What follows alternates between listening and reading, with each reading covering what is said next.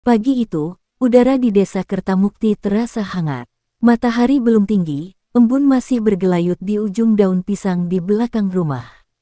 Lestari menyiapkan sarapan sederhana, nasi goreng, telur dadar, dan teh manis. Ia menyajikannya dengan hati yang tulus, seperti setiap hari. Rizal, suaminya, baru saja duduk di meja makan sambil membuka ponsel. Senyumnya tipis, tapi entah kenapa, Lestari merasa senyum itu tidak sehangat dulu. Ia berusaha menepis firasat kecil di hatinya. "Abang mau tambah sambal?" tanyanya pelan. Rizal hanya menggeleng, tanpa menatap. "Enggak, cukup kok." "Oh ya, nanti sore ibu mau datang." Katanya mau bahas sesuatu, ujarnya singkat.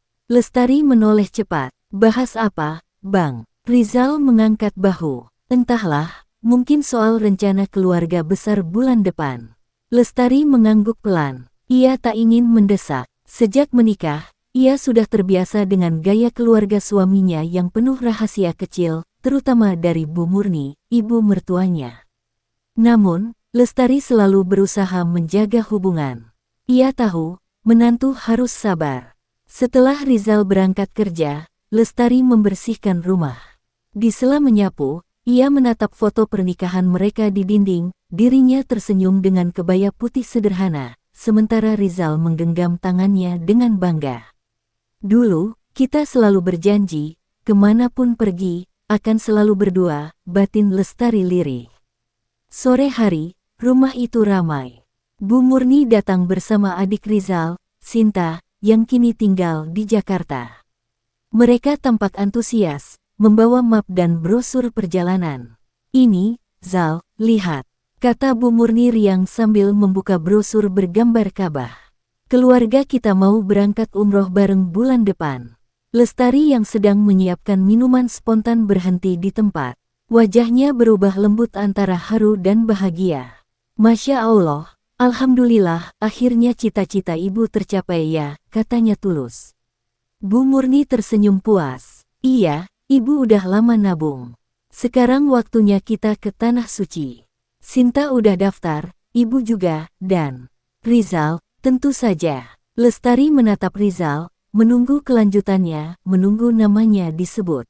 Tapi tidak ada. Rizal hanya diam, tangannya menggenggam brosur itu. Ada sesuatu di matanya, ragu, tapi tak berani bicara. Lestari berusaha tetap tersenyum. "Terus, Bang. Aku juga ikut, kan?" Sinta terdiam sejenak, lalu menatap ibunya.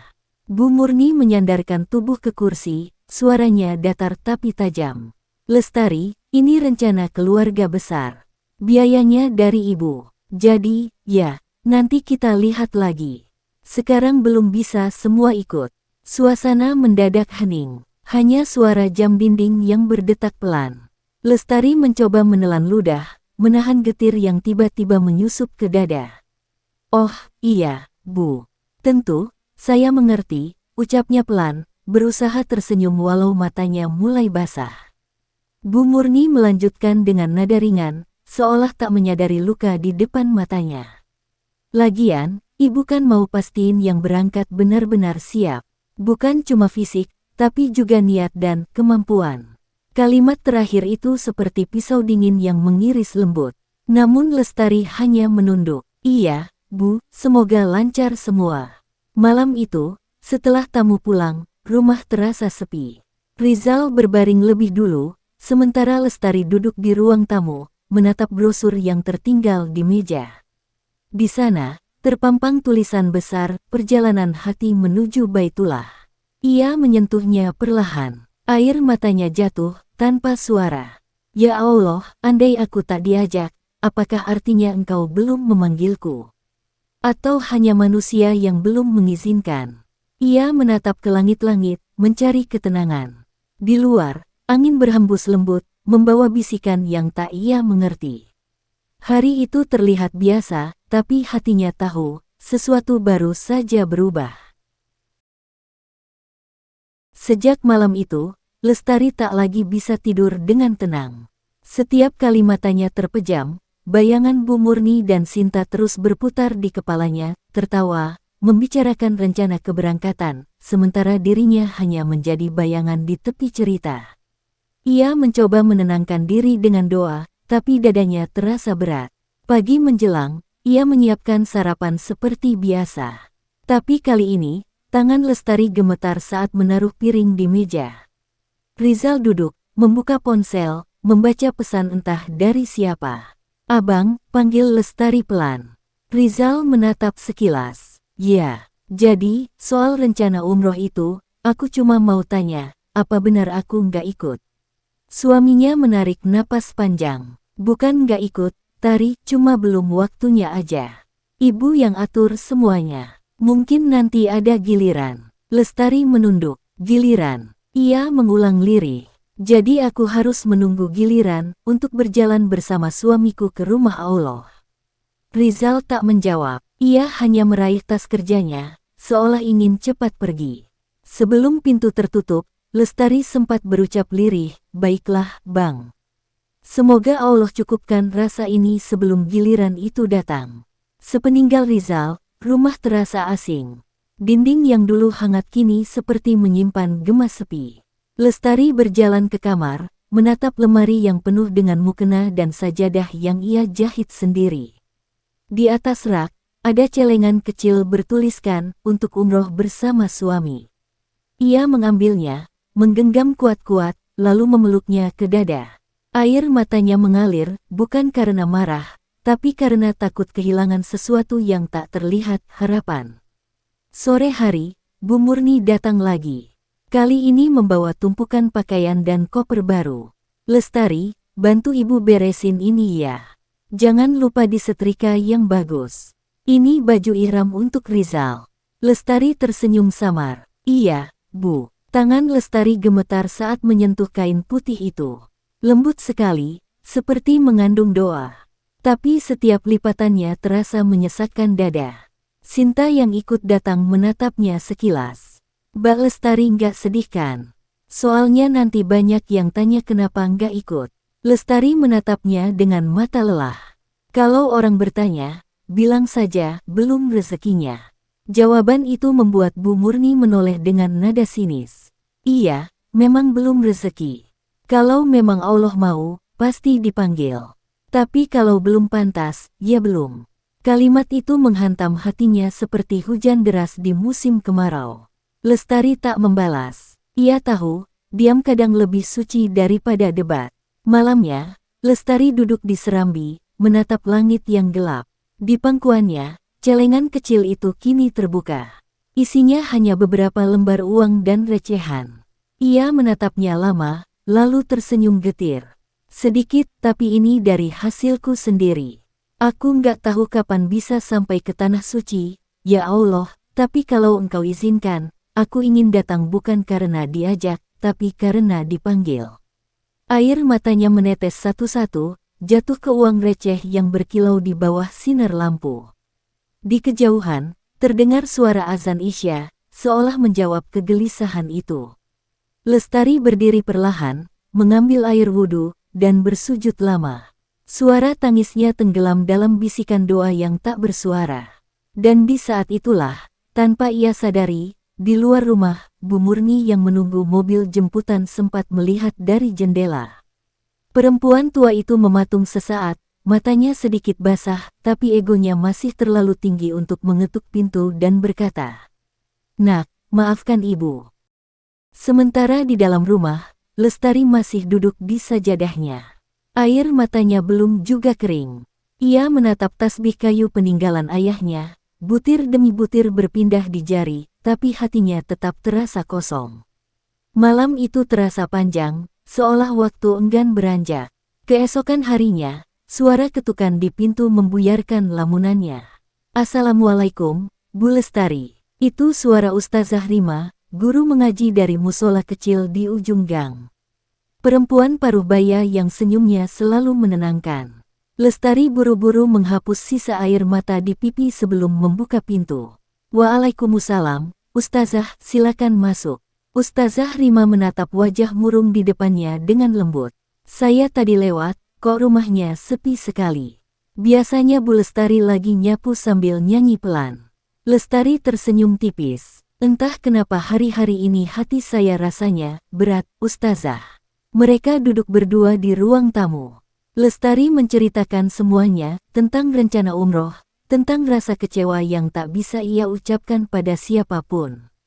Ustazah Rima mendengarkan tanpa memotong. Ketika Lestari selesai bicara, beliau berkata pelan, "Kadang, Allah menunda kepergian kita ke tanah suci bukan karena kita tak layak, tapi karena Dia ingin hati kita bersih dulu dari luka manusia.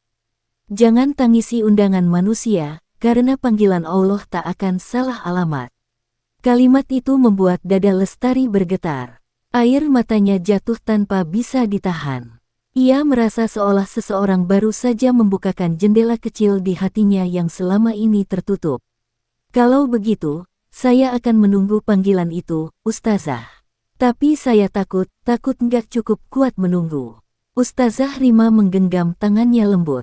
"Kalau hatimu tetap berdoa, itu tandanya kamu masih kuat. Hanya orang yang menyerah yang berhenti berdoa." Hari itu, Lestari ikut ke musola. Ia membantu membersihkan karpet, menyapu halaman, bahkan mengajari anak-anak mengaji.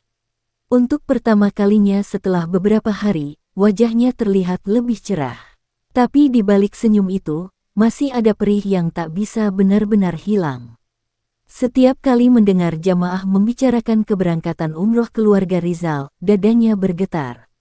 Satu malam, setelah pengajian selesai, seorang ibu bertanya tanpa maksud jahat, "Bu Lestari, kok nggak ikut umroh juga?"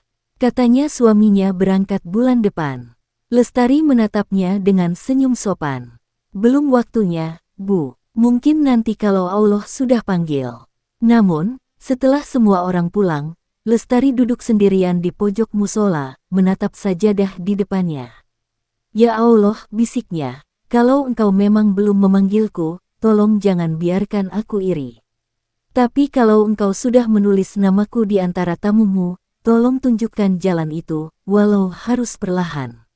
Malam itu, langit terlihat cerah. Tapi di rumah sebelah, Bu Murni berbicara dengan Sinta lewat telepon. "Ibu sudah pesan tiket semua. Jangan lupa siapkan paspor Rizal juga." "Lestari ikut enggak, Bu?" tanya Sinta di seberang. Suara Bu Murni berubah dingin. "Sudahlah, Sin. Perempuan seperti dia belum siap ke tanah suci. Banyak yang lebih pantas." Di saat yang sama, Lestari di rumahnya masih menatap ke langit, menunggu jawaban dari doa yang tak kunjung terdengar. Ia tidak tahu bahwa setiap butir air matanya malam itu sedang menulis sesuatu di langit, sebuah perjalanan yang akan mengubah hidupnya selamanya. Hari berganti minggu. Suara di rumah Bu Murni kini selalu riuh, koper-koper baru, perlengkapan ihram, dan daftar nama calon jamaah yang terus diperbarui. Dari kejauhan, Lestari hanya bisa melihat semua itu dengan senyum kecil di bibirnya, senyum yang setiap hari terasa makin sulit dipertahankan. Suatu pagi, Rizal pulang lebih cepat dari kantor. Di tangannya, ada amplop besar berlogo Biro Perjalanan. "Ini, Tari, daftar peserta umroh udah keluar," katanya datar. Lestari, dengan harapan yang entah datang dari mana, spontan bertanya, "Aku ada di situ kan, Bang?" Rizal diam sejenak. Ia menunduk, membuka amplop itu perlahan, dan menyerahkan selembar kertas ke Lestari. Nama-nama tertulis rapi, semuanya anggota keluarga besar Rizal, Bu Murni, Sinta, paman, bibi, bahkan sepupu yang jarang mereka temui. Namun, tidak ada nama Lestari. Tangannya gemetar. Ia berusaha menatap dengan lebih saksama, seolah matanya yang salah. Tapi tidak. Namanya benar-benar tak tercantum. "Jadi, aku nggak ikut." Suaranya serak, nyaris tak terdengar. Rizal menghela napas. "Tari, Ibu bilang, mungkin nanti giliranmu tahun depan. Lagi pula, kamu tahu sendiri tabungan kita belum cukup." Lestari menatapnya dengan mata yang basah tapi tegas. "Tabungan kita memang belum cukup, Bang. Tapi aku pikir, kalau perjalanan ini untuk Allah, bukannya niat lebih penting daripada biaya." Rizal terdiam. Ia menunduk, lalu menjawab pelan, "Aku nggak bisa nolak Ibu, Tari. Semua sudah diatur sama beliau." Lestari tersenyum getir. Jadi aku bahkan tak punya hak untuk memutuskan soal ibadahku sendiri. Rizal menatap istrinya, tapi tak mampu berkata apa-apa. Ia memilih pergi, meninggalkan Lestari sendirian dengan kertas itu. Begitu pintu tertutup, Lestari terduduk di lantai. Kertas daftar itu jatuh dari tangannya, melayang perlahan. Ia menatapnya lama, bukan karena marah, tapi karena merasa tidak terlihat. Apakah aku ini benar-benar bagian dari keluarga mereka, ya Allah? Bisiknya di antara isak pelan. Sore harinya, Bu Murni datang membawa tumpukan paspor dan kwitansi. Oh, Lestari, ini tolong bantu fotokopi. Tapi hati-hati, jangan sampai rusak. Itu dokumen penting untuk keberangkatan, katanya ringan, seolah tak sadar betapa perih kata-kata itu. Lestari mengangguk, mengambilnya dengan tangan bergetar. Iya, Bu. Sambil menyalin berlembar-lembar dokumen itu, ia membaca satu persatu nama jamaah. Hatinya seperti diremas saat menemukan paspor Rizal di antara tumpukan itu. Di dalamnya, foto suaminya tersenyum tanpa dirinya di sisi. Air matanya jatuh di atas kaca mesin fotokopi, menimbulkan noda kecil. Tapi Lestari buru-buru menghapusnya, takut Bu Murni melihat. Malamnya, ia menulis di buku catatan kecil miliknya. Lebih besar dari, mungkin aku tak ikut kali ini. Tapi aku yakin, Allah tak pernah melupakan namaku. Jika manusia menutup pintu, Allah akan membukakan gerbang yang tak terlihat. Beberapa hari kemudian, rumah menjadi semakin ramai. Sanak keluarga datang untuk berpamitan. Lestari menyiapkan hidangan, menyambut mereka dengan sopan, walau hatinya retak sedikit demi sedikit. Wah, Lestari nggak ikut?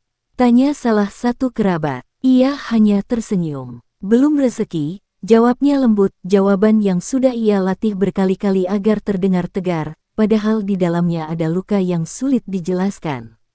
Ketika malam tiba dan semua tamu sudah pulang, Lestari berdiri di halaman, memandangi koper-koper besar di ruang tamu.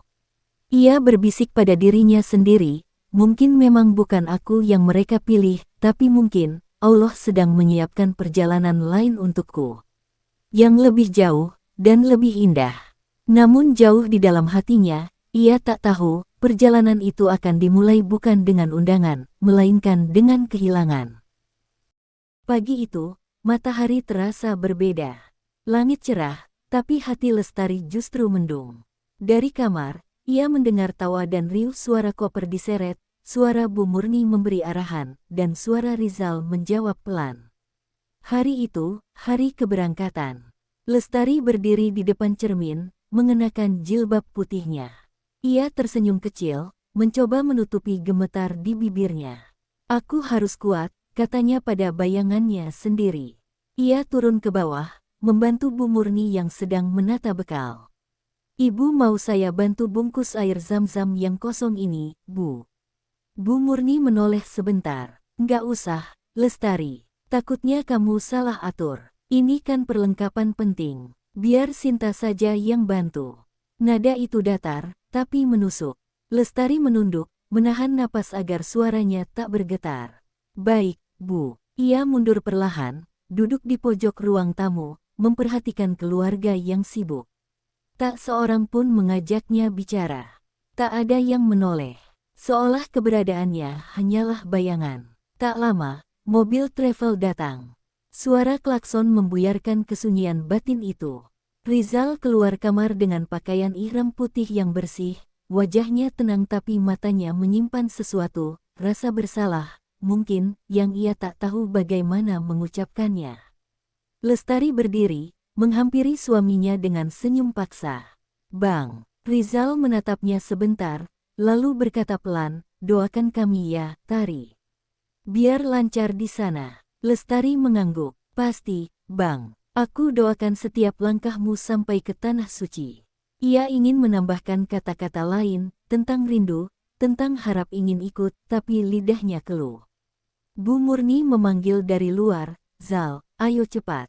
Jangan lama-lama. Sinta muncul sambil membawa koper terakhir. Mbak Lestari, tolong foto kami sebelum berangkat ya. Katanya riang. Lestari tersenyum. Tentu, jawabnya pelan. Ia mengambil ponsel dan menekan tombol kamera. Di layar, ia melihat Rizal berdiri di tengah, diapit oleh ibunya dan Sinta, semuanya tersenyum bahagia. Lestari memotret, 1 kali, 2 kali. Tapi pada bidikan ketiga, tangannya bergetar. Air matanya jatuh, diam-diam menetes ke layar. Ia cepat-cepat mengusapnya dan berkata, "Sudah, Bu. Cantik semua." Mobil mulai berjalan, meninggalkan halaman rumah yang kini terasa hampa. Lestari melambaikan tangan sambil tersenyum, senyum yang menahan hujan di dalam dada. Saat mobil hilang di tikungan, ia tak lagi bisa menahan diri. Ia menutup mulut, menahan tangis yang akhirnya pecah juga. "Ya Allah," suaranya parau, "mereka pergi menuju rumahmu, sementara aku tinggal di rumah yang kini sepi tanpa mereka. Tapi aku percaya, Engkau tak akan membiarkanku sendirian." Hari-hari setelah keberangkatan terasa panjang dan sunyi. Rumah itu seolah kehilangan suara. Lestari mengisi waktu dengan mengajar anak-anak di musola, membantu tetangga, dan memperbanyak doa. Namun setiap malam, ketika azan Isya berkumandang dan udara mulai dingin, hatinya kembali bergetar. Ia membayangkan Rizal sedang tawaf, memegang Ka'bah. Dan ia di sini, berdoa pada arah yang sama, tapi di tempat yang begitu jauh. Suatu sore, ponselnya berdering. Nama Rizal muncul di layar. Lestari cepat mengangkatnya, suara bergetar antara rindu dan haru. "Halo, Bang. Gimana di sana?" Rizal menjawab lirih, "Indah sekali, Tari, tenang, rasanya semua dosa seperti terhapus." Lestari tersenyum, matanya basah. "Alhamdulillah, semoga abang mendapat banyak berkah." "Ya." Tapi di ujung kalimat, suara Rizal tiba-tiba bergetar. "Tari, aku baru sadar sesuatu di sini. Tentang kamu." Kalimat itu menggantung. Sebelum Lestari sempat bertanya, sambungan terputus. Ia menatap layar yang kini gelap, jantungnya berdetak cepat. "Tentang aku, apa maksudnya, Bang?" Malam itu, Lestari menatap langit dari teras rumah, mencari bintang paling terang. Ia tak tahu apa yang Rizal sadari di tanah suci, tapi hatinya berdoa lirih. Ya Allah, semoga yang ia sadari bukan tentang penyesalan, tapi tentang cinta yang sempat terlupakan. Namun di hari berikutnya, sebuah kabar datang dari tanah suci, kabar yang akan mengguncang keyakinan Lestari, membuatnya bertanya pada takdir. Apakah ini ujian, atau tanda? Pagi itu, udara terasa lebih dingin dari biasanya. Lestari baru saja selesai menjemur pakaian ketika telepon rumahnya berdering nyaring. Ia bergegas masuk, mengangkat gagang telepon sambil mengusap tangan yang masih basah. "Assalamualaikum, ini Bu Lestari." Suara seorang perempuan di seberang terdengar tegang. "Iya, betul. Ini siapa ia?" "Saya dari Biro Perjalanan. Maaf, Bu, saya harus menyampaikan kabar dari rombongan umroh keluarga Ibu Murni." Lestari menegakkan tubuhnya. "Ada apa dengan mereka, Mbak?" Perempuan itu terdiam sejenak sebelum menjawab pelan, "Rombongan Ibu Murni sempat tertahan di hotel. Ada yang jatuh sakit, suami Ibu, Pak Rizal." Dunia Lestari seolah berhenti berputar. "Sakit? Seberapa parah, Mbak?" "Belum parah, Bu. Hanya kelelahan," katanya. Tapi beliau sempat dilarikan ke klinik di Mekah untuk observasi. Sekarang sudah ditangani. Lestari menggenggam gagang telepon kuat-kuat. "Alhamdulillah, semoga enggak apa-apa." "Ya, Bu. Doakan saja." "Ya." Begitu sambungan ditutup, Lestari terduduk di kursi. Tangannya dingin, matanya kosong. "Ya Allah," bisiknya, "Engkau memanggil mereka ke rumahmu, tapi kenapa justru ujian ini datang di sana?" Beberapa hari berlalu, kabar lanjutan datang lewat pesan singkat dari Sinta. "Kak Rizal sudah baikan, tapi harus istirahat. Ibu yang banyak mengurus. Kami sibuk, jadi jangan sering telepon dulu." Lestari menatap pesan itu lama. Ia ingin membalas, ingin bertanya lebih jauh, tapi entah kenapa jemarinya tak bergerak. Ia hanya menulis satu kalimat pendek, "Aku selalu doakan dari sini." Malamnya, Lestari kembali ke musola. Ustazah Rima melihat wajahnya yang pucat. Ada apa, Nak Lestari? Matamu seperti abis menangis. Dengan suara lirih, Lestari menjawab, suamiku sakit di tanah suci, Ustazah. Ustazah Rima menatapnya penuh iba. Sabar ya, Nak. Kadang Allah menguji yang berangkat dan yang ditinggalkan sekaligus. Yang satu diuji dengan kesakitan, yang lain dengan kesabaran. Lestari menunduk, menahan air mata. Saya cuma takut, Ustazah. Takut kalau saat dia di sana, saya justru makin tak dianggap. Ustazah Rima tersenyum lembut. Kalau hatimu masih berdoa untuknya, berarti cinta itu belum hilang. Allah tahu, meski manusia pura-pura lupa. Hari berganti. Setiap malam Lestari bangun di sepertiga malam, memohon agar Rizal disembuhkan. Di sajadah itu, ia seolah berbicara langsung pada langit. Namun semakin hari, hatinya terasa aneh, seperti ada sesuatu yang disembunyikan darinya. Dan benar saja, sore itu, tetangga datang membawa kabar. Bu Lestari, tadi saya lihat di media sosial Biro Travel, ada foto rombongan umroh keluarga Ibu Murni. Alhamdulillah mereka sehat semua. Syukurlah, jawab Lestari dengan senyum lemah. Tetangga itu menatapnya ragu, lalu berkata pelan, tapi, maaf, saya kaget lihat fotonya. Di situ, Pak Rizal kelihatan sudah jalan-jalan lagi. Bersama seorang perempuan. Kayaknya bukan dari keluarga. Jantung Lestari seolah berhenti berdetak. Perempuan. Suaranya nyaris tak keluar. Iya, saya juga nggak tahu siapa. Tapi mereka kelihatan akrab sekali. Mungkin cuma temannya kali ya, Bu. Maaf kalau saya salah.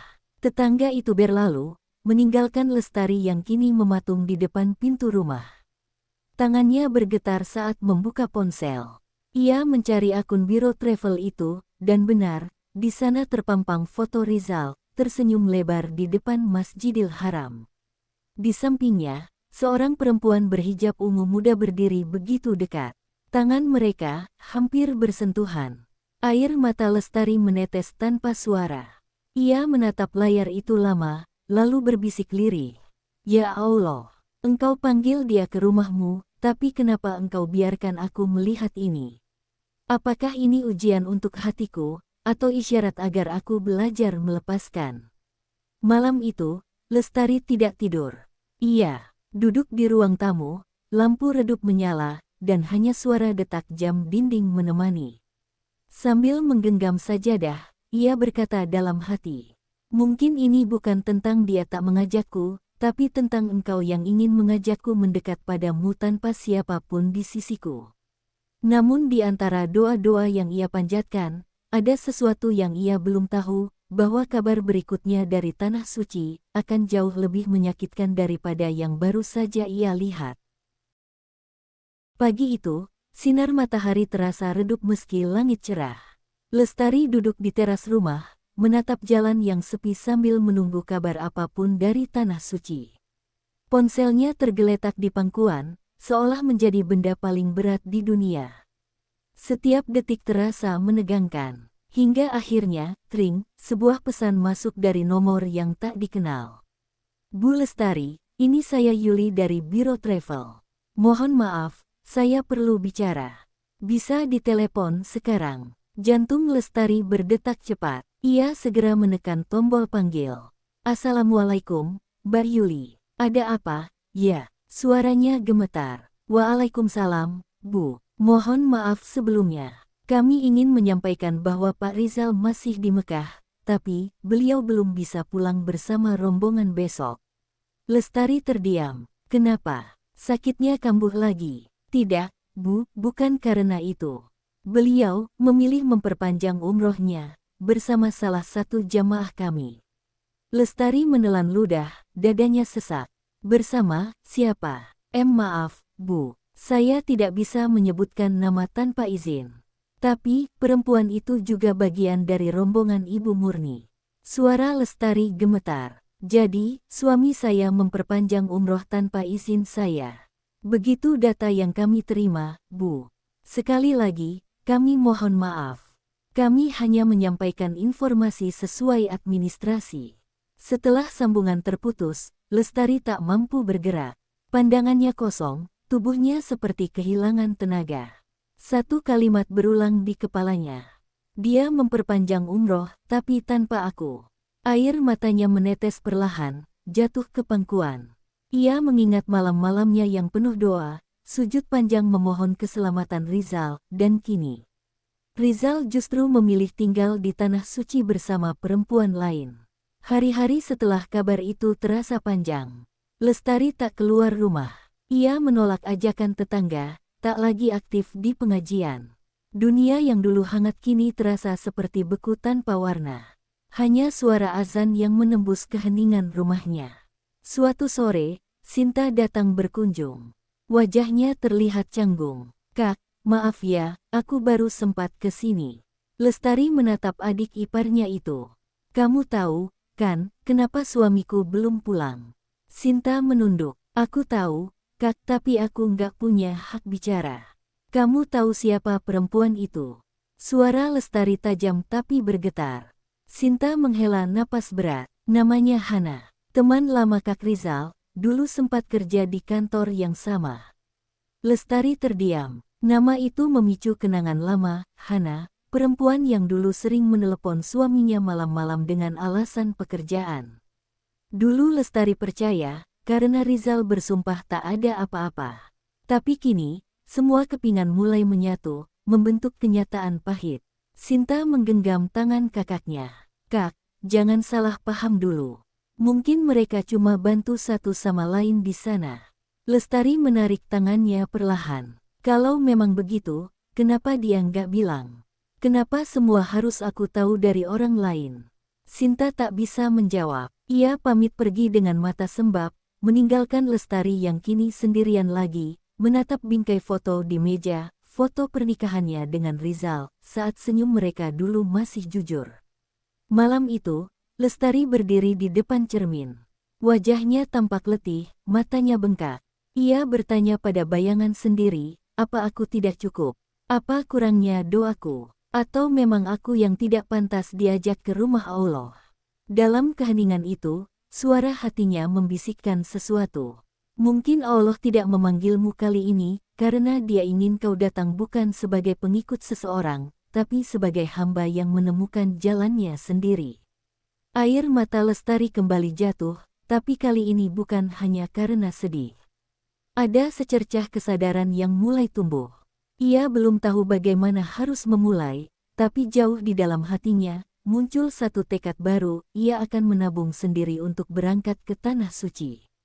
Tanpa siapapun. Dan disitulah awal dari perjalanan baru Lestari dimulai, bukan perjalanan ke Tanah Suci bersama suami, tapi perjalanan untuk menemukan arti sebenarnya dari iman, kesabaran, dan harga diri.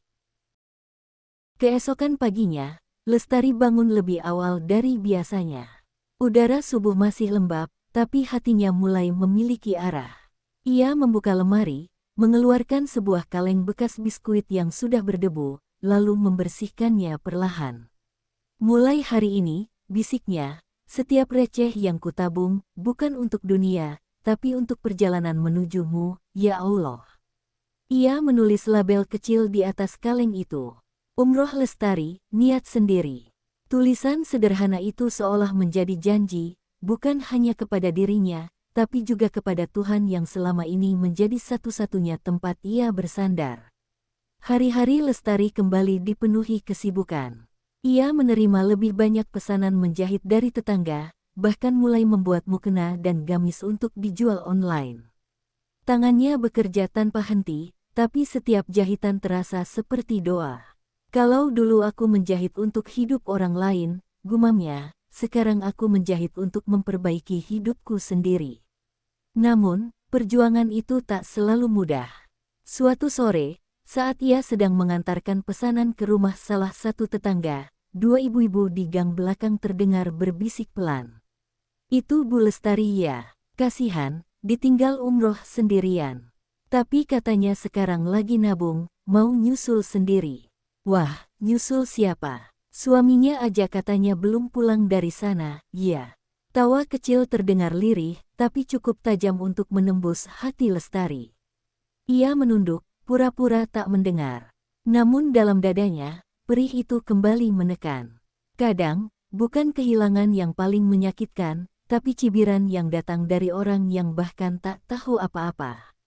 Malam harinya, ia curhat pada Ustazah Rima setelah pengajian. Saya cuma ingin menenangkan hati, Ustazah. Tapi kenapa setiap langkah terasa makin berat? Ustazah Rima tersenyum lembut. Karena yang kau tuju bukan tempat biasa, nak. Kau ingin ke rumah Allah, dan Allah tidak akan memanggil tamu yang belum siap. Mungkin ini caranya melatih kesabaranmu. Lestari mengangguk pelan. Tapi terkadang, saya lelah sendirian. Ustazah menepuk bahunya dengan hangat. Kau tidak sendirian, nak. Allah bersama orang yang hatinya hancur tapi tetap bersyukur. Kata-kata itu menjadi kekuatan baru bagi Lestari. Ia mulai belajar menenangkan diri, memperbanyak doa, dan tidak membalas gosip apapun. Namun di tengah tekad yang mulai tumbuh itu, ujian berikutnya datang dalam bentuk yang paling menyakitkan, surat dari Mekah. Surat itu dikirim melalui pos, dengan amplop berlogo Biro Perjalanan. Di pojoknya tertulis nama pengirim, Rizal. Tangan Lestari gemetar saat membukanya. Aroma kertasnya masih baru, seolah dibawa langsung dari tanah suci. Ia membaca setiap baris dengan hati berdebar. Assalamualaikum, Lestari. Maaf aku belum bisa pulang. Aku butuh waktu untuk menenangkan diri dan memperbaiki semuanya. Aku tahu ini egois, tapi aku ingin kau paham, kadang dua orang yang sama-sama berdoa belum tentu berdoa untuk hal yang sama. Doakan aku menemukan jalanku, seperti kau sedang mencari jalanmu. Rizal. Surat itu pendek, tapi isinya seperti belati yang dingin menusuk pelan. Lestari menatapnya lama. Kau bahkan tak menulis kata, aku rindu, bahkan tak ada, aku ingin pulang, gumamnya, matanya mulai berkaca-kaca. Ia melipat surat itu perlahan, lalu menyimpannya di dalam Al-Quran, di antara lembaran surah Al-Baqarah, surah tentang ujian dan kesabaran. Kalau dia sedang mencari jalannya, ucap Lestari lirih, biarlah aku juga mencari jalanku, meski tanpa dia. Malam itu, untuk pertama kalinya sejak semua terjadi, Lestari menatap langit dan tersenyum. Ya Allah, kalau Engkau izinkan, suatu hari nanti, aku ingin sujud di depan Ka'bah, bukan karena ingin dilihat seseorang, tapi karena ingin Kau lihat aku akhirnya kuat. Namun di balik keteguhan barunya, takdir masih menyiapkan satu kejutan besar. Sebuah kejadian akan membuat Lestari mempertanyakan kembali arti perjalanan menuju Allah yang sesungguhnya, karena ternyata ujian terbesarnya belum selesai. Hari itu langit mendung sejak pagi. Lestari baru saja menutup kios kecil tempat ia menjahit ketika seorang bocah lelaki berlari ke arahnya, napasnya terengah-engah. Bu Lestari, cepat, Bu. Ibu Rina, tetangga sebelah, jatuh pingsan di rumahnya. Tanpa pikir panjang, Lestari langsung berlari ke arah rumah Ibu Rina. Pintu terbuka, dan terlihat perempuan paruh baya itu tergeletak di lantai, wajahnya pucat. Anak gadisnya menangis ketakutan. Bu, Ibu kenapa, Bu? Seru Lestari panik. Ia segera memeriksa napas dan berusaha menenangkan sang anak. Tenang ya, ayo bantu Ibu angkat. Kita bawa ke klinik. Namun ketika hendak mencari ojek untuk membawa mereka, Lestari tersadar dompetnya tertinggal di kios. Anak Ibu Rina menatapnya dengan mata sembab. Tapi Bu, kita nggak punya uang buat bayar ambulans. Lestari terdiam sesaat. Di dalam pikirannya, terlintas satu hal, kaleng tabungannya di rumah. Kaleng bertuliskan, Umroh Lestari, niat sendiri. Hatinya bergetar. Jumlah uang di dalamnya baru setengah dari target, hasil kerja keras dan air mata berbulan-bulan. Namun di hadapannya, ada seorang ibu yang berjuang antara hidup dan mati. Tanpa ragu lagi, Lestari berlari pulang, mengambil kaleng itu dari lemari, dan kembali ke rumah Ibu Rina. Ini, katanya pada anak gadis itu, pakai dulu uang ini untuk biaya ke klinik. Jangan khawatir, nanti Allah ganti. Air mata gadis itu mengalir. Tapi Bu, uang ini banyak. Tidak apa-apa. Sekarang nyawa ibumu lebih penting. Dengan bantuan beberapa tetangga, mereka akhirnya berhasil membawa Ibu Rina ke klinik terdekat. Lestari menunggu di luar ruang perawatan, tangannya masih menggenggam kaleng kosong. Dingin, tapi terasa hangat di dada. Tak lama kemudian, dokter keluar dengan senyum lega. Alhamdulillah, Ibu Rina selamat. Hanya tekanan darahnya turun drastis. Lestari menunduk bersyukur, air matanya menetes pelan. Terima kasih, ya Allah. Engkau ambil uangku, tapi kau selamatkan nyawa seseorang. Namun ketika malam tiba, kelelahan itu berganti menjadi kekosongan. Ia menatap kaleng kosong di meja, lalu berkata pelan, "Ya Allah, aku tahu engkau akan menggantinya, tapi, jujur, aku takut. Aku mulai dari mana lagi?" Beberapa hari berikutnya, Lestari mencoba memulai lagi dari awal. Ia menjahit siang malam, bahkan menolak istirahat demi menutup kerugiannya. Tetapi setiap kali membuka mesin jahit, perasaan hampa itu kembali datang, bukan karena kehilangan uang, tapi karena takut tak pernah bisa sampai ke tanah suci. Suatu malam, ketika ia sedang menjahit mukena, pintu rumahnya diketuk. Lestari membuka pintu, dan terkejut melihat siapa yang datang, Hana. Perempuan berhijab ungu muda itu berdiri di depan pintu dengan wajah ragu. "Assalamualaikum, Bu Lestari." Lestari terdiam sesaat sebelum menjawab, "Waalaikumsalam, silakan masuk."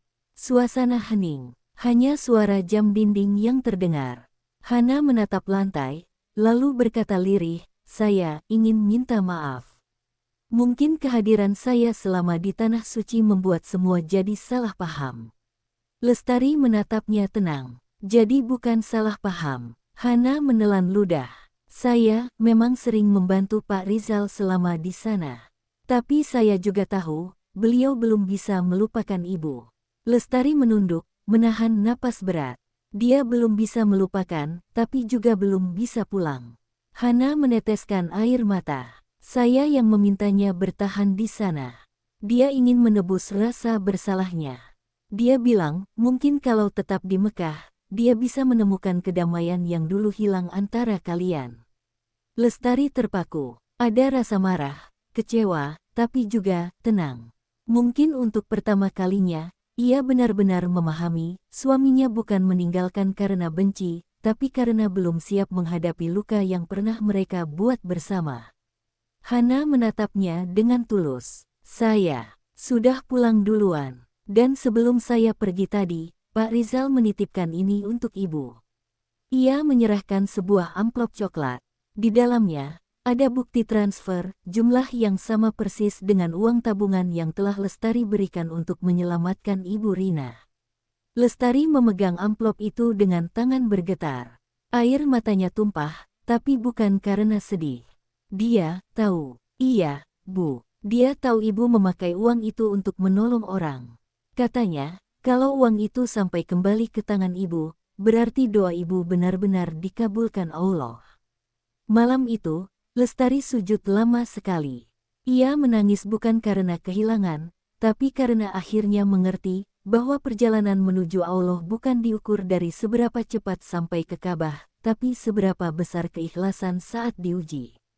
"Ya Allah," bisiknya lirih, "aku tak tahu kapan Engkau akan memanggilku ke rumahmu. Tapi kalau Engkau memang ingin aku ingin datang bukan sebagai tamu yang meminta, tapi sebagai hamba yang bersyukur." Namun tanpa ia duga, sebuah kabar baru dari tanah suci akan datang beberapa hari kemudian, kabar yang bukan hanya mengguncang hatinya, tapi akan mengubah arah hidupnya selamanya. Pagi itu, Lestari sedang menjemur mukena hasil jahitannya ketika suara motor berhenti di depan rumah. Seorang kurir berdiri sambil membawa paket kecil bersegel rapi. "Bu Lestari." "Iya, saya sendiri. Ini ada kiriman dari luar negeri, Bu. Dari Mekah." Dek, hatinya berdebar keras. Ia menerima paket itu dengan tangan gemetar. Di pojoknya tertulis, "Pengirim, Rizal Ahmad." Udara tiba-tiba terasa lebih dingin. Lestari membawa paket itu masuk ke ruang tamu. Ia duduk pelan, menatap bungkusan coklat itu lama, seperti menatap masa lalu yang belum selesai. "Ya Allah, kuatkan aku, bisiknya sebelum membuka segel perlahan.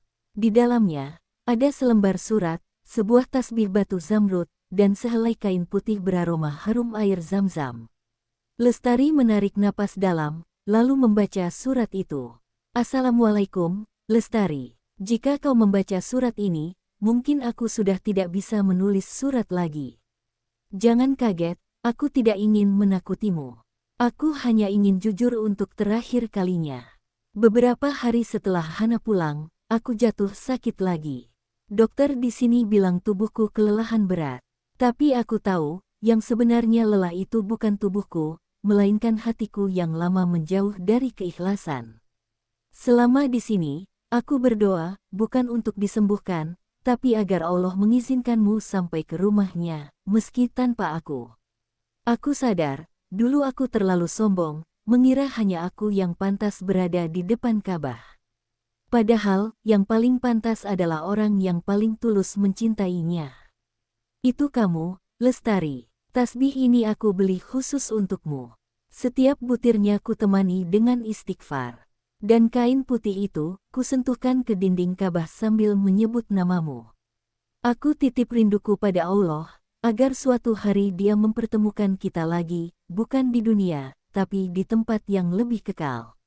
Maaf, Lestari. Maaf karena aku tak mengajakmu waktu itu. Tapi sekarang aku tahu, mungkin memang Allah ingin memanggilmu sendiri. Dan kalau waktu itu tiba, aku akan menunggu di sana. Rizal. Lestari menutup mulutnya, terisak. Surat itu jatuh ke pangkuannya, air matanya menetes di atas tinta yang sudah mulai luntur.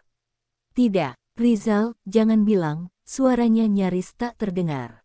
Beberapa menit kemudian, ponselnya berdering. Nomor dari Biro Perjalanan muncul di layar. Dengan gemetar, ia mengangkatnya. Assalamualaikum, Bu Lestari. Kami menelepon dengan berat hati. Kami baru menerima kabar duka. Pak Rizal Ahmad wafat di Tanah Suci 2 hari lalu. Beliau dikebumikan di Baqi, Madinah. Suara itu mengambang di udara, tapi dunia Lestari seolah berhenti. Ia tidak menjerit, tidak roboh, hanya memeluk surat dan tasbih itu erat-erat, menatap ke arah langit-langit dengan mata kosong. Dia benar-benar menungguku di sana, ya Allah. Hari-hari setelah kabar itu berjalan lambat, Lestari seperti hidup di antara dua dunia, dunia nyata yang sunyi, dan dunia doa yang penuh kenangan. Setiap malam, ia menggenggam tasbih itu, mengulang doa yang sama. Ya Allah, terimalah amalnya, dan beri aku kekuatan untuk melanjutkan langkah yang pernah ia doakan. Suatu pagi, ia kembali menatap kaleng tabungannya. Kosong, tapi tidak lagi membuatnya sedih. Karena kini, hatinya sudah penuh, bukan dengan penyesalan, tapi dengan tekad. Ia mengambil selembar kertas dan menulis, Umroh Lestari, untuk keduanya. Tangannya bergetar, tapi senyum kecil muncul di bibirnya. Kali ini, bukan hanya aku yang ingin ke Tanah Suci, Rizal, tapi doa-doamu juga akan ikut bersamaku. Sejak hari itu, semangat Lestari bangkit kembali. Ia bekerja lebih keras, menjahit dengan hati penuh syukur. Dan setiap kali lelah, ia menatap tasbih hijau zamrud di mejanya, seolah mendengar suara lembut dari Tanah Suci berbisik. Aku menunggumu di tempat yang Allah janjikan. Namun perjalanan Lestari belum berakhir. Dalam diam, ada seseorang yang memperhatikannya, seseorang yang kelak akan menjadi bagian penting dalam langkah barunya menuju Tanah Suci, membawa cerita cinta yang tak pernah benar-benar berakhir. Dan hari itu pun datang. Pagi yang cerah, ketika Lestari sedang menjemur kain mukena di halaman, sebuah mobil berhenti di depan rumahnya. Dari balik kaca, keluar seorang pria berpeci putih dan bersorban sederhana. Wajahnya teduh, namun matanya menyimpan sesuatu yang sulit dijelaskan, antara rindu, takjub, dan segan. Permisi, ini rumah Bu Lestari. Suaranya lembut, tapi cukup tegas. Lestari menoleh. Iya, betul. Ada yang bisa saya bantu? Pria itu tersenyum, menundukkan kepala sopan. Nama saya Farhan. Saya dulu teman sekamar almarhum Pak Rizal saat di Tanah Suci. Sekujur tubuh Lestari menegang. Ia menatap wajah pria itu dengan napas memburu. Anda mengenal Rizal? Farhan mengangguk. Bukan hanya mengenal, Bu. Saya bersamanya sampai hari terakhir. Kalimat itu membuat dunia Lestari seolah berhenti sesaat. Ia mempersilakan tamunya masuk dengan hati yang bergetar antara takut dan rindu. Di ruang tamu sederhana itu, Farhan duduk dengan tenang sambil membuka tas kecil dari kulit coklat. Sebelum beliau wafat, beliau menitipkan sesuatu untuk ibu. Saya berjanji akan mengantarkannya sendiri. Ia menyerahkan sebuah buku kecil bersampul hitam, diari perjalanan umroh Rizal. Lestari menatap benda itu lama, lalu membuka halaman pertamanya. Tulisan tangan yang begitu ia kenal menyambutnya. Hari pertama di Tanah Suci. Aku menangis bukan karena sampai di sini, tapi karena menyadari bahwa aku tidak mengajak orang yang seharusnya ada di sampingku. Tangan Lestari bergetar. Air matanya jatuh di atas tulisan itu. Farhan menunduk, suaranya pelan tapi syarat makna. Beliau sering menyebut nama ibu, setiap kali melihat Ka'bah. Katanya, kalau Allah izinkan, beliau ingin memperbaiki semuanya. Tapi tak sempat. Lestari menutup buku itu, menahan tangis yang semakin sulit dibendung. Kenapa Allah memanggilnya secepat itu, Pak Farhan, padahal aku belum sempat memaafkan dengan utuh. Farhan menatapnya dalam, seolah memahami luka yang tak terlihat. Mungkin karena Allah ingin beliau beristirahat di tempat terbaik, Bu. Tapi Allah juga meninggalkan amanah pada ibu, melanjutkan niat beliau. Beliau ingin ibu sampai ke Tanah Suci. Lestari mengangguk perlahan. Namun ada sesuatu dalam tatapan Farhan yang membuat hatinya berdebar aneh. Ada ketulusan yang ia rasakan, tapi juga ada rasa hangat yang membuatnya gugup. Beberapa hari kemudian, Farhan sering datang ke rumah. Ia membantu memperbaiki pagar, membelikan bahan kain, bahkan kadang mengantarkan makanan. Awalnya Lestari merasa sungkan, tapi perlahan, kehadirannya membuat rumah itu terasa tak sesepi dulu. Namun di balik semua itu, Farhan menyimpan rahasia. Suatu malam, ia berdiri di depan makam Rizal, memegang tasbih hijau yang identik dengan milik Lestari. Air matanya menetes saat berbisik lirih. Sahabatku, aku tahu aku tak pantas jatuh cinta pada istrimu. Tapi setelah mengenalnya, aku paham kenapa kau mencintainya begitu dalam. Langit malam terasa berat, angin berhembus pelan seolah membawa doa-doa yang belum selesai.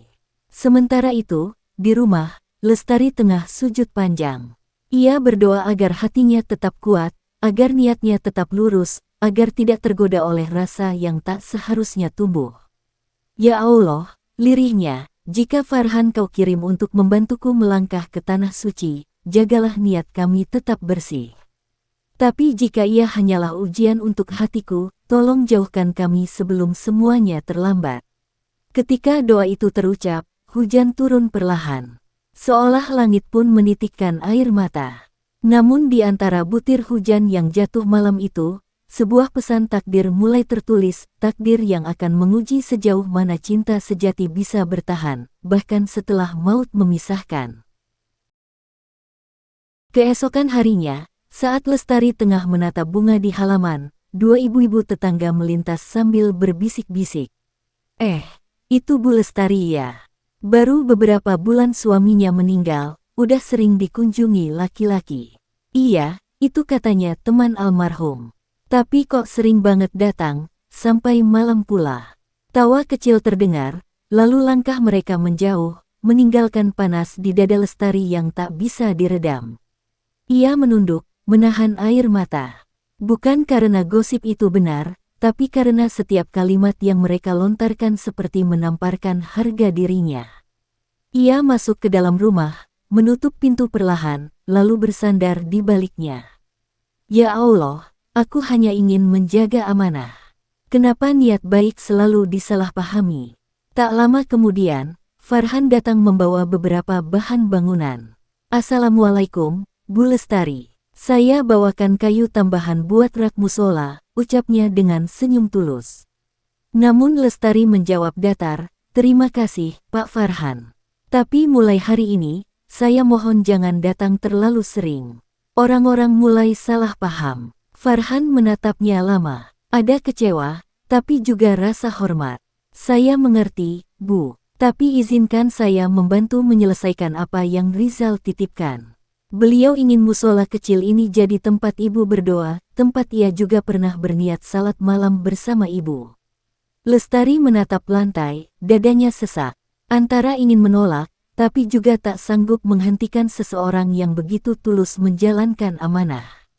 Baik, tapi hanya siang hari, katanya lirih. Farhan mengangguk pelan. Saya patuhi. Hari-hari berikutnya, keduanya bekerja dalam diam.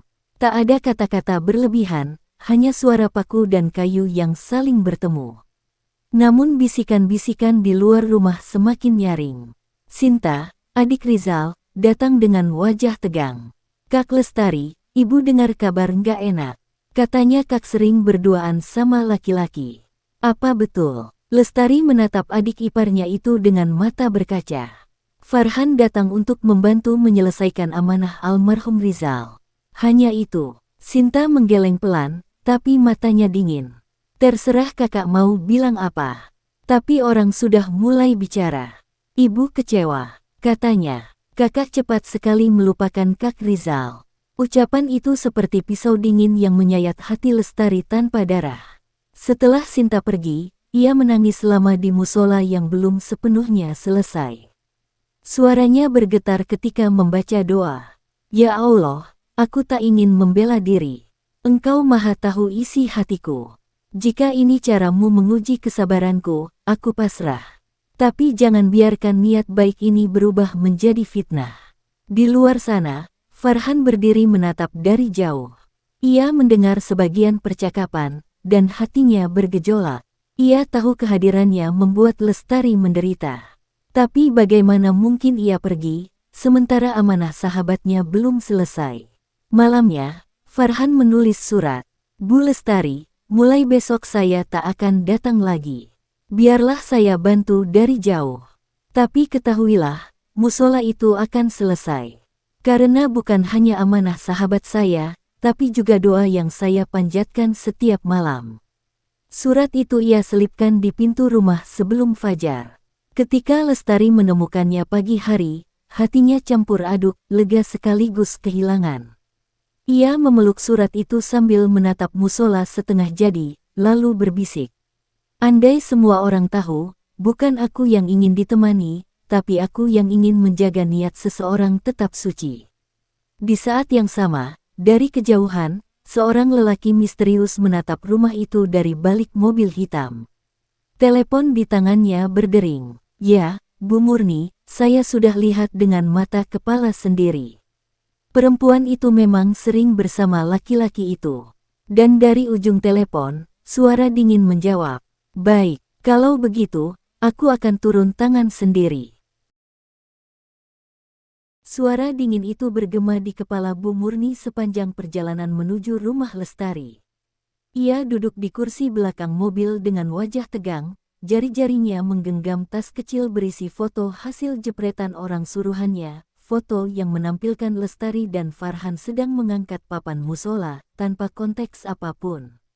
Hatinya penuh amarah, bukan hanya karena gosip, tapi karena rasa gengsi yang tersinggung.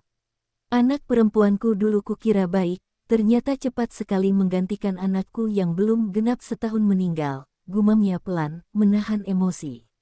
Mobil berhenti di depan rumah sederhana itu. Langit siang tampak redup, seolah tahu akan ada badai yang datang. Lestari baru saja menyapu teras ketika suara langkah cepat mendekat.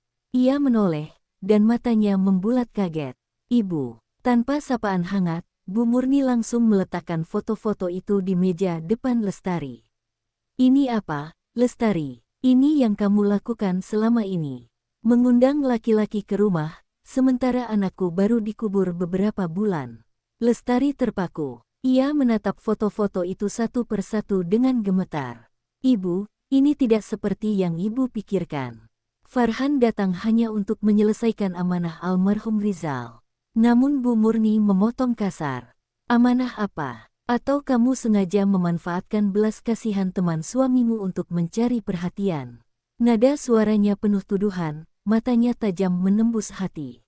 Lestari berusaha menahan tangis. Demi Allah, Bu, saya tidak pernah berniat buruk.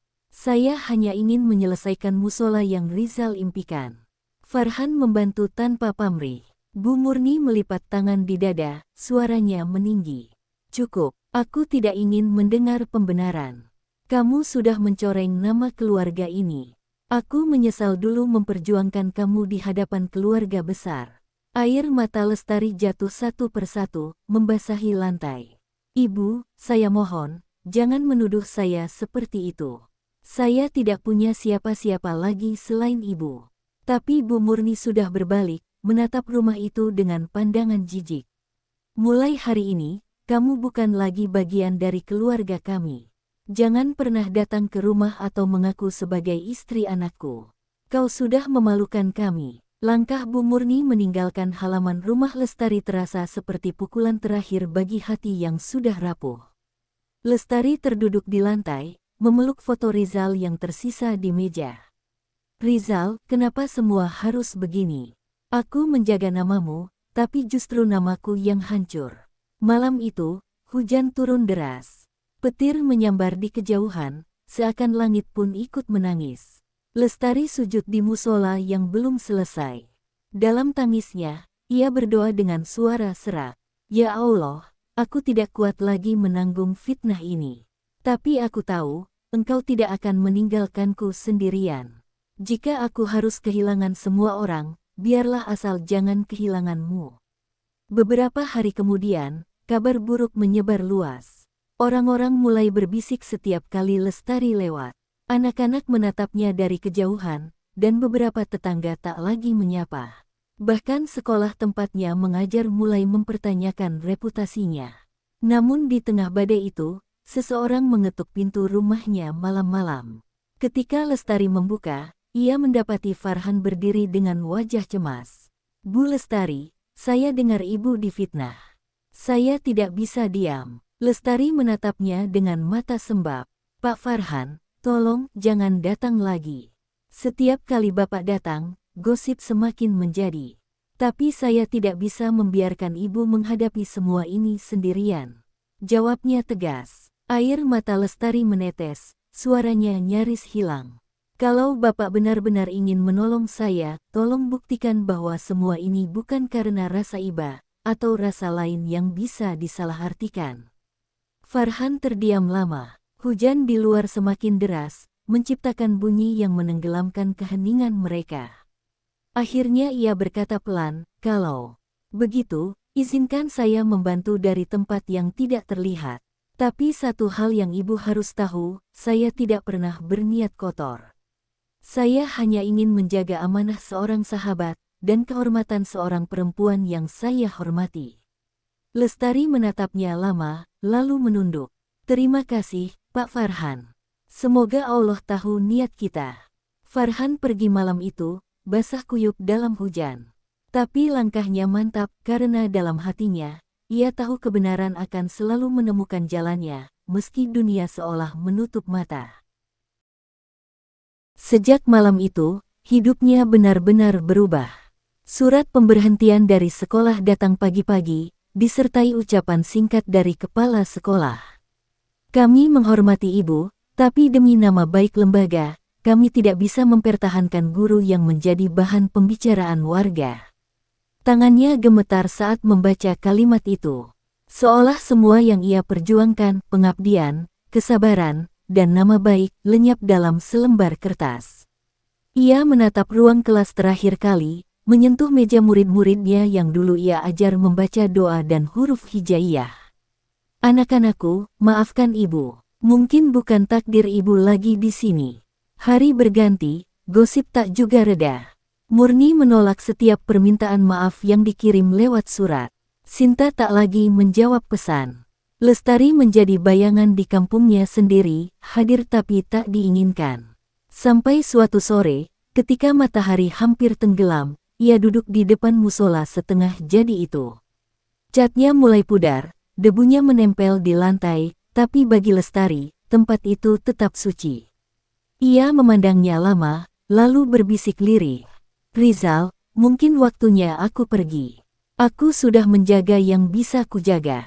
Tapi aku tak bisa terus tinggal di antara luka yang tak mau sembuh. Malamnya, Lestari berkemas dalam diam. Hanya 2 koper kecil dan 1 Al-Quran yang ia bawa. Ia mencium bingkai foto Rizal terakhir kali, lalu menatap langit-langit rumah yang pernah penuh tawa. Terima kasih, ya Allah, sudah memberiku kekuatan sampai di sini. Sekarang, tuntun aku ke tempat yang bisa menumbuhkan harapan baru. Tepat sebelum fajar, ia melangkah keluar rumah. Tak ada yang tahu, tak ada yang ia pamitkan. Angin dini hari mengiringi langkahnya di jalan berdebu. Musola di belakangnya tampak samar dalam kabut, seperti bayangan masa lalu yang perlahan hilang. Beberapa jam kemudian, ketika Farhan datang membawa bahan terakhir untuk menyelesaikan musola, ia mendapati rumah itu kosong. Pintu setengah terbuka, jendela bergoyang diterpa angin.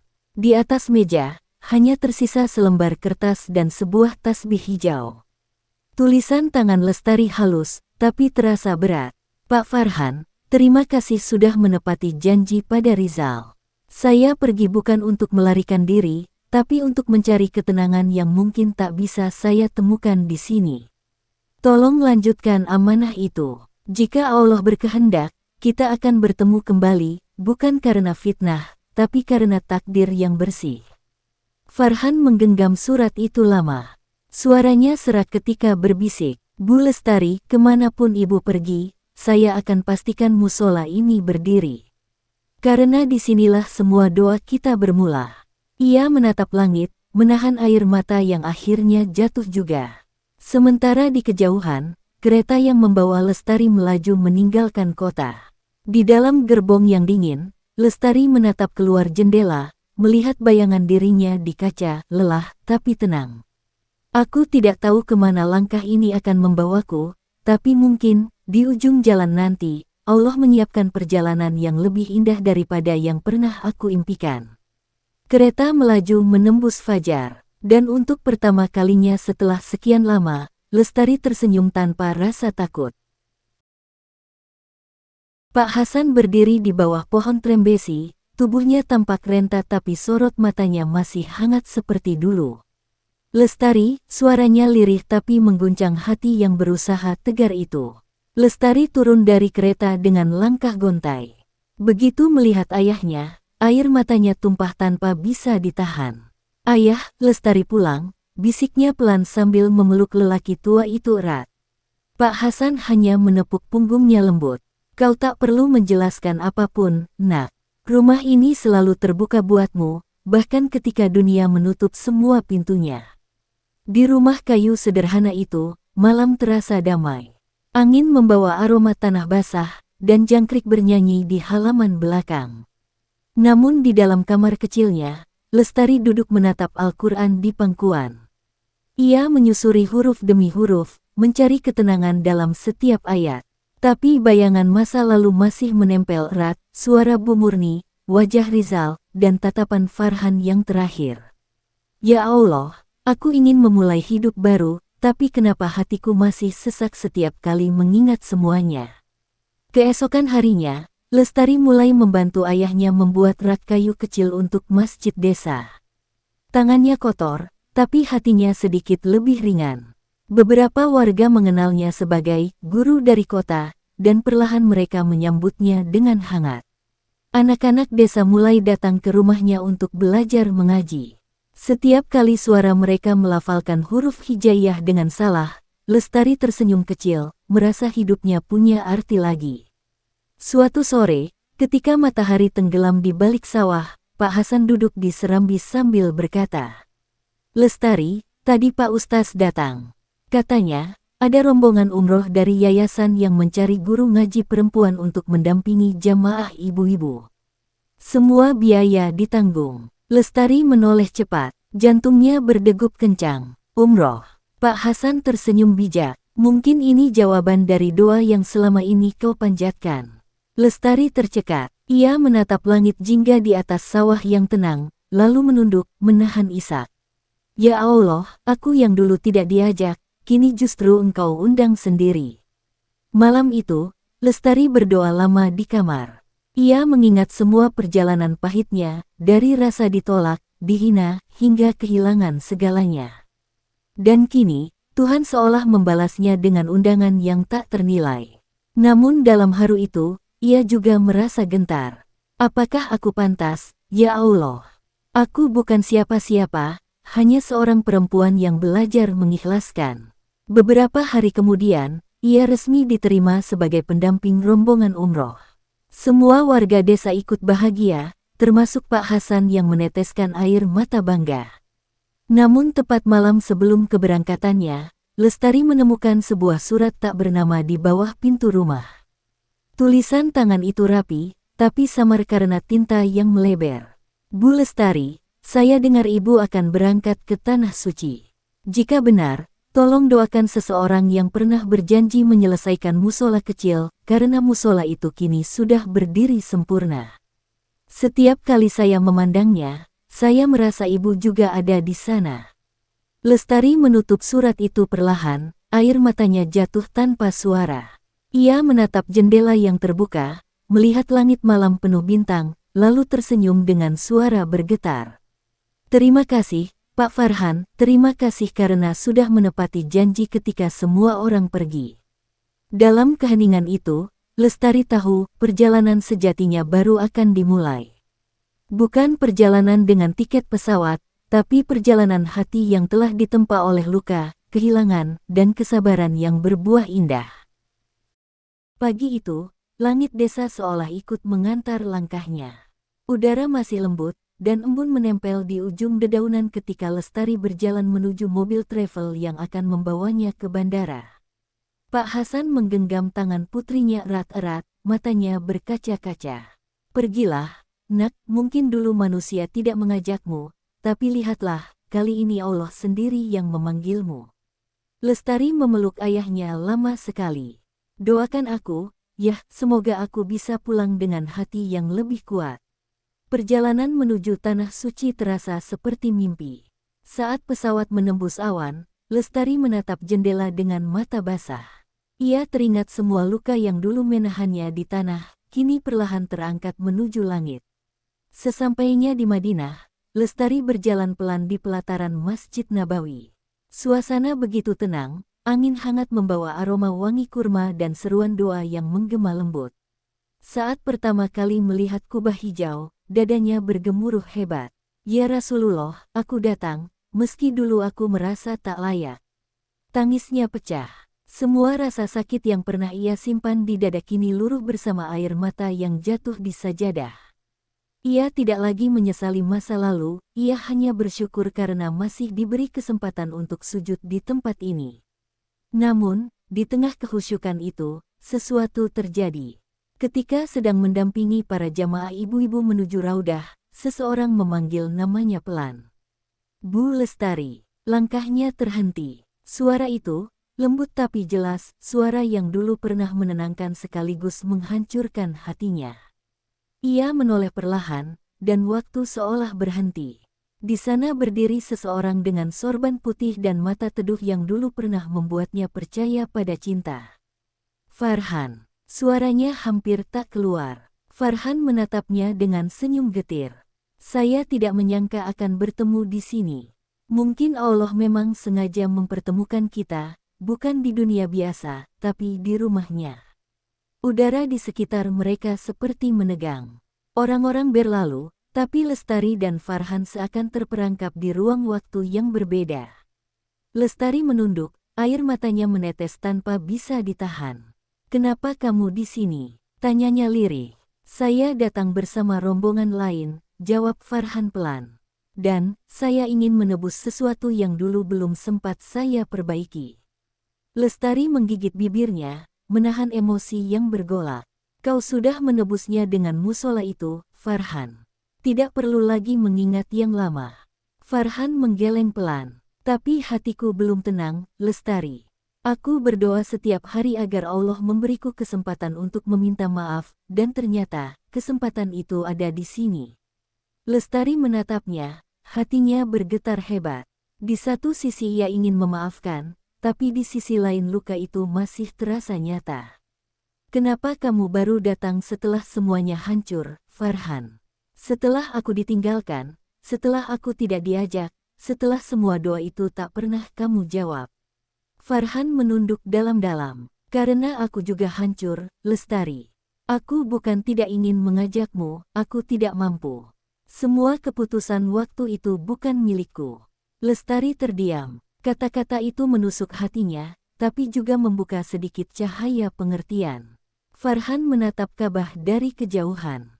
Mungkin, di depan rumah Allah inilah tempat paling layak bagi kita untuk saling memaafkan.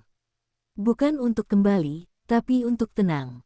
Lestari menarik napas panjang. Ia menatap Ka'bah yang berdiri megah, lalu berbisik lirih. Aku sudah memaafkan, Farhan.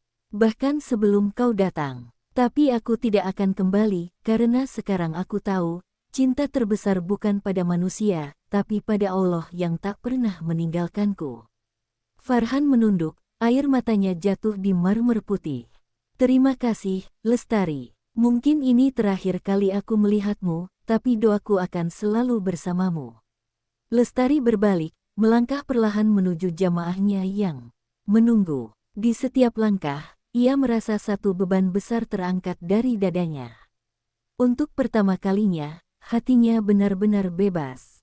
Malam itu, ia berdiri sendirian di depan Ka'bah, menengadah ke langit.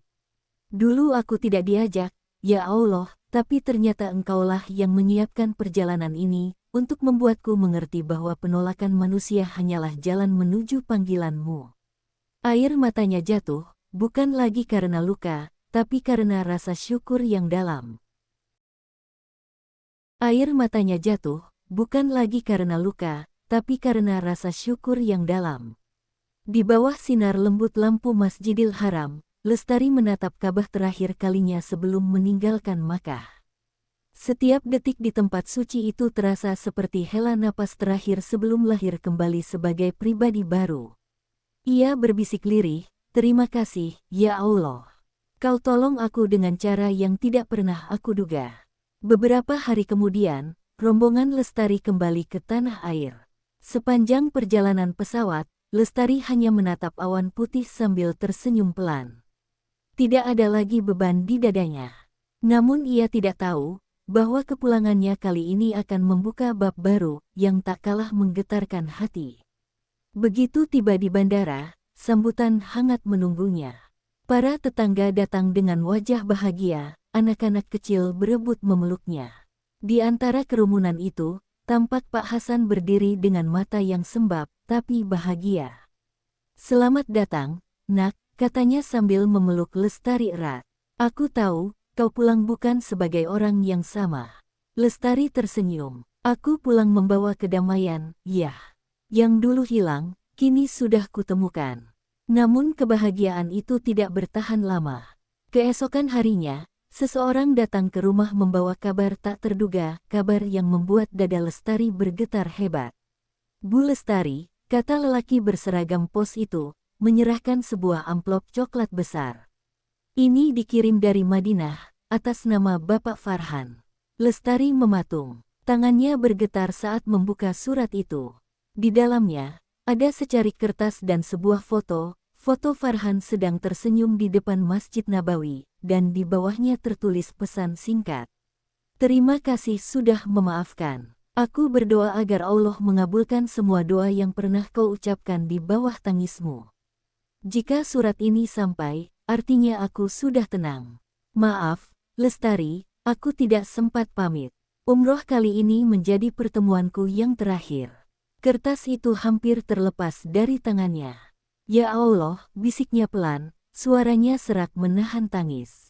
Air mata yang sempat reda kini kembali jatuh deras. Tapi kali ini bukan karena kehilangan cinta, melainkan karena menyadari bahwa Allah menutup kisah mereka dengan cara paling indah, melalui pertemuan dan perpisahan yang sama-sama suci. Pak Hasan menghampiri dan menggenggam bahu anaknya lembut. Mungkin Allah ingin menunjukkan padamu, nak, bahwa setiap luka yang kamu terima, akan berakhir dengan doa yang kembali pada pemiliknya. Lestari menatap langit sore yang mulai berwarna jingga.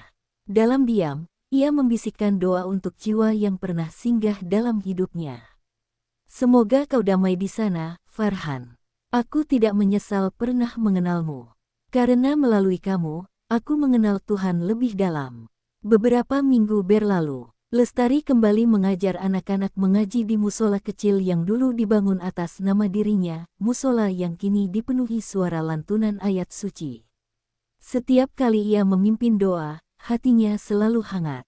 Seolah seluruh masa lalunya kini berubah menjadi jalan menuju ketenangan. Dan suatu malam, saat ia sedang membereskan tikar musola, seorang wanita muda datang menghampiri. "Bu Lestari," tanyanya ragu. "Saya, Aisyah, istri almarhum Pak Farhan." Lestari menatapnya lama. Ada keheningan yang berat di antara mereka, namun bukan keheningan yang menyakitkan. Aisyah melanjutkan, "Sebelum berangkat umroh, beliau menulis surat untuk ibu. Katanya, hanya ibu yang bisa menenangkan hatinya." Wanita itu menyerahkan sebuah kotak kecil berisi tasbih dari tanah suci. "Beliau ingin ibu memilikinya." Lestari menggenggam tasbih itu erat, menahan tangis.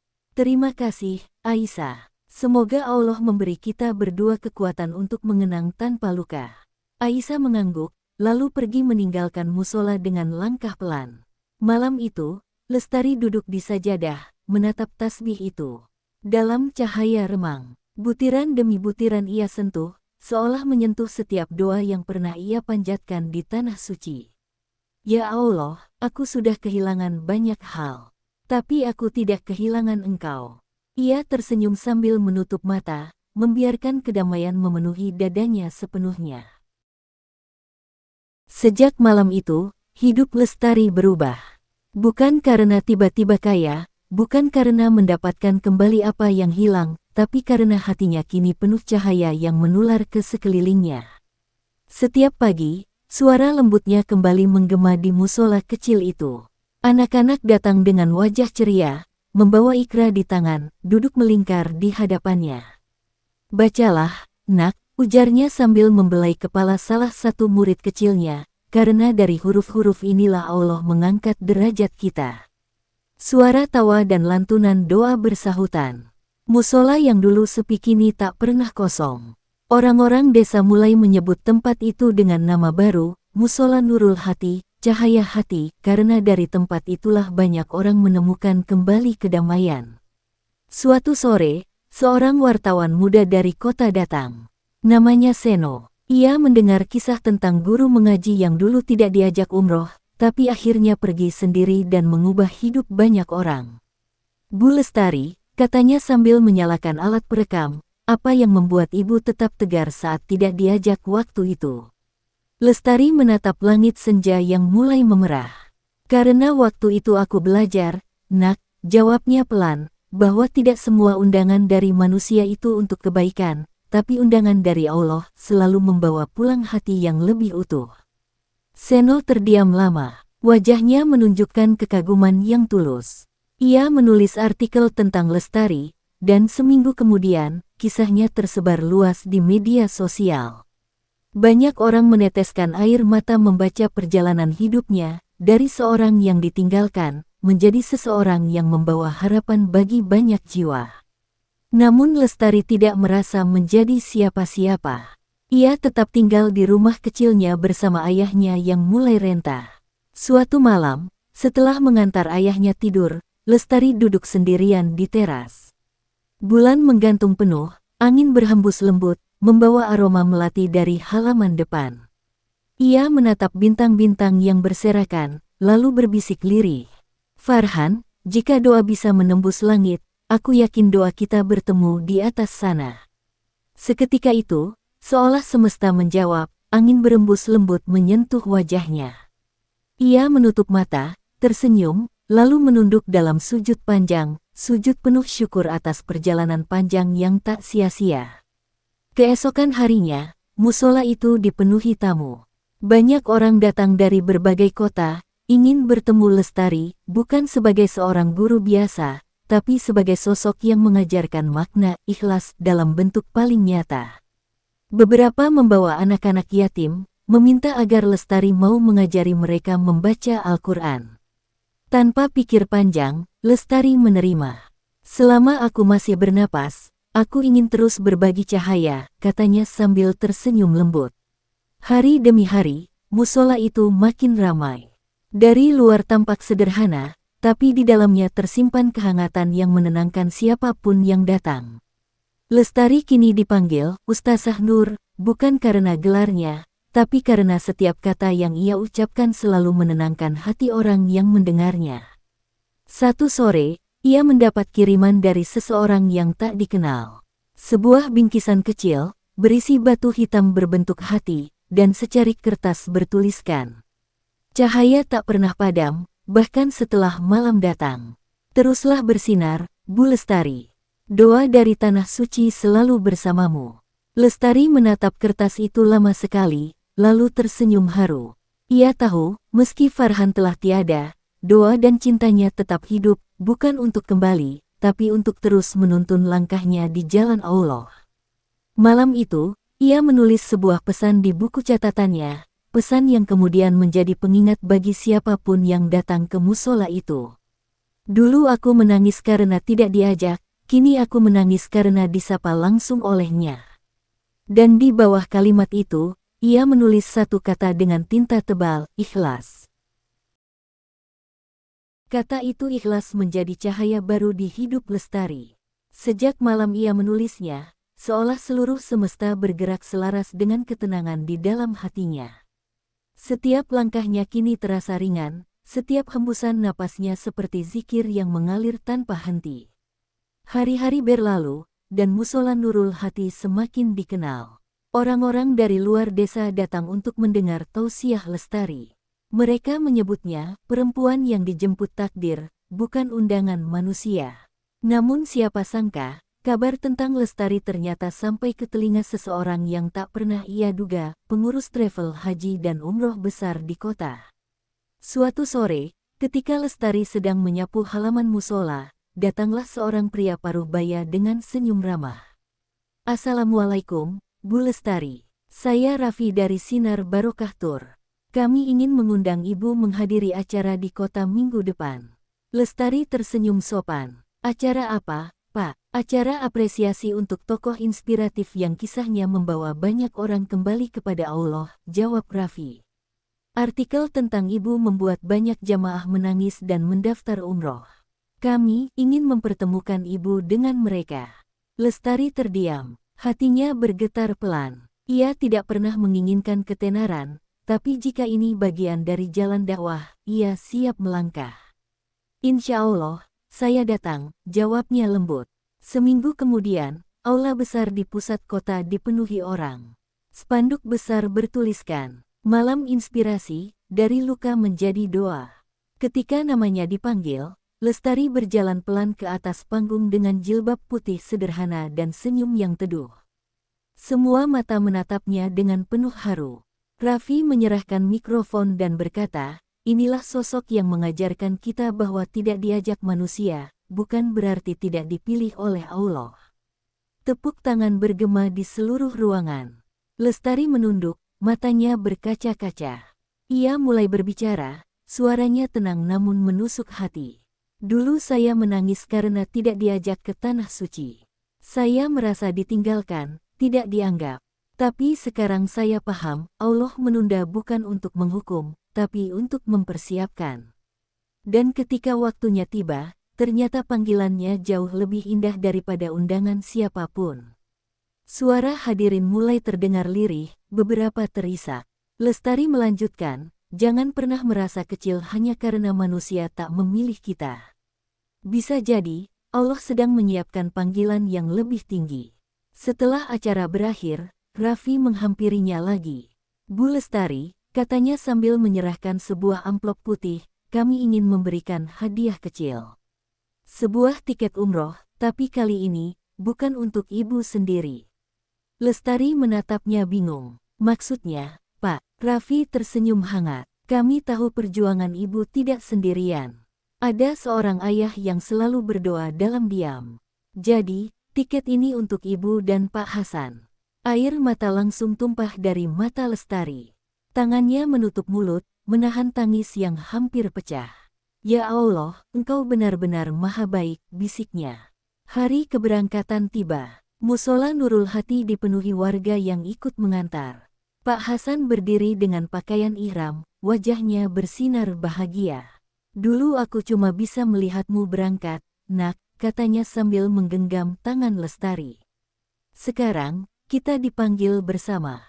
Lestari menunduk haru, air matanya mengalir deras. Inilah undangan yang sebenarnya, ya. Bukan dari manusia, tapi dari langit.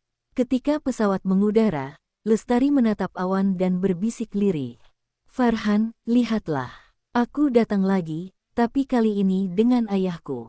Terima kasih karena dulu kau menjadi alasan aku belajar ikhlas." Di Tanah Suci, Lestari dan ayahnya berjalan beriringan mengelilingi Ka'bah. Setiap langkahnya penuh syukur. Ia merasa seperti sedang berjalan di antara doa-doa yang pernah ia kirimkan dulu, doa yang kini kembali padanya dalam bentuk paling indah. Saat berdiri di hadapan Ka'bah, Lestari memejamkan mata. "Ya Allah, jika dulu aku menangis karena tidak diajak, maka hari ini aku menangis karena Engkau akhirnya mengundangku lagi, bersama orang yang paling aku cintai." Air matanya menetes, menyatu dengan lantai suci yang dingin. Dalam sujud panjang itu, Lestari tidak lagi membawa permintaan, hanya rasa syukur yang meluap-luap dari hati yang telah melalui banyak luka, kehilangan, dan penantian. Di sampingnya, Pak Hasan berdoa dalam diam. Jemarinya yang renta menggenggam tasbih erat, bibirnya bergetar menyebut nama Allah. Ketika mereka berdua duduk bersisian di pelataran Masjidil Haram, Pak Hasan menatap putrinya dengan mata lembut yang basah. "Lestari," katanya pelan, "kau tahu, dulu ayah sering bertanya, kenapa Allah biarkan kau disakiti begitu lama. Tapi sekarang ayah paham, ternyata Allah tidak sedang membiarkan, Dia sedang menyiapkan." Lestari menggenggam tangan ayahnya erat. "Iya, ya, jika dulu aku diajak manusia, mungkin aku hanya sekadar pergi. Tapi karena Allah yang mengajak, aku benar-benar kembali." Mereka berdua terdiam, membiarkan air mata mengalir, menyatu dengan jutaan doa di sekeliling mereka. Malam itu, Lestari menatap Ka'bah lama sekali. Ia merasa seolah setiap bintang di langit menatap balik, menyapanya lembut. Dan di tengah keheningan itu, ada sesuatu yang berbeda. Udara tiba-tiba terasa begitu ringan, dan dari kejauhan, lantunan doa menggema begitu merdu. Lestari menutup mata, seolah mendengar suara yang dulu pernah menenangkan hatinya. "Doa kita bertemu di langit, Lestari." Air matanya jatuh. Ia tahu, Farhan telah tenang, dan kini, ia pun sudah sampai pada ketenangan yang sama. Beberapa hari setelah ibadah umroh selesai, Lestari dan Pak Hasan kembali ke tanah air. Namun kali ini, yang pulang bukan lagi seorang perempuan yang menanggung luka, melainkan seorang perempuan yang membawa cahaya. Warga desa menyambut dengan penuh kebahagiaan. Musola Nurul Hati kembali riuh oleh tawa dan tangis haru. Pak Hasan berkata di depan jamaah, "Anakku pernah tidak diajak, tapi akhirnya Allah sendiri yang menjemputnya. Maka jangan pernah kecewa jika manusia tidak mengundangmu, sebab bisa jadi Tuhan sedang menyiapkan panggilan yang lebih mulia." Lestari tersenyum, menatap wajah-wajah yang mendengarnya dengan penuh rasa haru. Ia naik ke mimbar kecil musola itu dan berbicara lembut. "Kita sering merasa ditinggalkan, padahal kita hanya sedang diarahkan. Jangan menangis karena tidak diajak manusia, menangislah kalau hati kita belum siap saat Allah memanggil." Hening. Lalu, satu persatu orang di dalam musola itu menangis. Ada yang menunduk, ada yang memejamkan mata, dan ada pula yang menatap Lestari dengan rasa kagum yang tak bisa dijelaskan. Malam itu menjadi malam yang tak terlupakan di desa itu. Musola Nurul Hati dipenuhi cahaya lampu minyak, dan di luar, bulan bersinar bulat sempurna, seolah langit pun ikut berdoa. Sebelum tidur, Lestari menulis satu kalimat terakhir di buku catatan kecilnya, catatan yang dulu ia mulai dengan air mata. Kini tinta terakhirnya ditulis dengan senyum. "Dulu aku menangis karena tidak diajak umroh. Hari ini aku menangis karena akhirnya aku tahu, panggilan terbaik bukan datang dari manusia, tapi dari Allah yang tidak pernah melupakan hambanya." Ia menutup buku itu, meniup lilin di samping tempat tidurnya, dan berbisik pelan. Terima kasih, ya Allah, Engkau tidak pernah meninggalkanku, bahkan saat semua pergi. Dan di luar jendela, bintang-bintang seolah berkedip pelan, seakan membalas bisikannya. Malam itu, di bawah langit yang damai, seorang perempuan yang dulu tidak diajak, akhirnya benar-benar dijemput oleh takdir terbaiknya.